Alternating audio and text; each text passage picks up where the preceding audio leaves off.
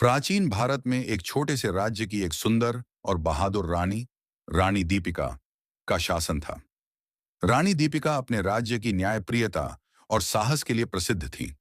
लेकिन एक दिन राज्य में एक बड़ा संकट उत्पन्न हुआ। रानी के महल में एक खुफिया साजिश चल रही थी, जिसे कोई नहीं जानता था। रानी के पास एक विश्वसनीय मंत्री था, विक्रम, जो उसकी हर समस्या का हल निकालता था। लेकिन रानी को महसूस होने लगा कि विक्रम कुछ छुपा रहा है। राज्य में कुछ ऐसे घटनाएं घटने लगीं जो पहले कभी नहीं हुई थीं। रानी की नजरें विक्रम पर थीं, लेकिन वह सब कुछ जानने का साहस नहीं जुटा पाई। एक रात रानी को महल के अंदर एक रहस्यमयी पत्र मिला। पत्र में लिखा था, अगर तुम अपने राज्य की सुरक्षा चाहती हो, तो विक्रम को सावधान रहकर देखो। वह तुम्हारा सबसे बड़ी दुश्मन बन सकता है। यह पत्र रानी के लिए एक बड़ा झटका था। विक्रम, जो हमेशा उसकी मदद करता था, वह उसे धोखा दे सकता था। यह सोचकर रानी परेशान हो गई। रानी ने इस रहस्यमयी पत्र को छिपा दिया और विक्रम की हर एक गतिविधि पर ध्यान देना शुरू किया। एक दिन रानी ने महल के बगीचे में एक महिला को देखा, जो बगीचे के बीचों बीच खड़ी थी और कुछ बड़बड़ा रही थी। रानी ने धीरे से उसके पास जाने का निर्णय लिया। जब वह महिला पलटी, तो रानी ने देखा कि वह कोई साधारण महिला नहीं, बल्कि एक जादूगरनी थी। जादूगरनी ने रानी को बताया, तुम्हारे राज्य में एक बड़ी साजिश चल रही है। विक्रम केवल एक मोहरा है, लेकिन असली ताकत उसकी पत्नी महारानी राघवी के पास है। वह तुम्हारे राज्य को हथियाना चाहती है।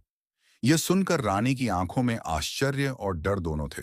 उसने तुरंत अपनी योजनाओं में बदलाव किया और जादूगरनी से मदद लेने का निर्णय लिया।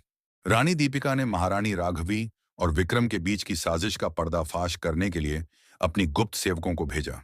कुछ दिनों बाद रानी को पता चला कि विक्रम और राघवी एक गहरे काले जादू के बारे में जानती थीं, जो पूरे राज्य को अपने नियंत्रण में कर सकता था। रानी ने अपना असली कदम उठाने का फैसला किया। उसने रात के अंधेरे में महल के कक्ष में एक गुप्त बैठक बुलाई, जिसमें केवल विश्वसनीय सेवकों और एक जादूगरनी को आमंत्रित किया गया। रानी ने उन सभी को अपनी योजना से अवगत कराया। एक रात रानी दीपिका ने विक्रम और राघवी को महल के भूतिया कक्ष में बुलाया। रानी ने उन्हें बेनकाब करते हुए कहा, तुम दोनों ने मेरी पीठ पीछे साजिश रची, लेकिन आज रात तुम्हारी सारी साजिशें खत्म होने वाली हैं। विक्रम और राघवी ने रानी के खिलाफ जादू का प्रयोग करना शुरू किया, लेकिन रानी ने जादूगरनी की मदद से सभी जादुई शक्तियों को नष्ट कर दिया। महल में घमासान मच गया, लेकिन अंत में रानी दीपिका ने विक्रम और राघवी को हराया।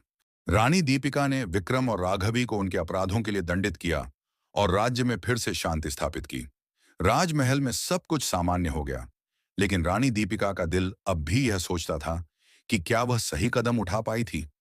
कई महीनों बाद राज्य में फिर से एक समृद्धि का दौर आया। रानी दीपिका ने अपने राज्य को एक मजबूत और सुरक्षित शासन दिया।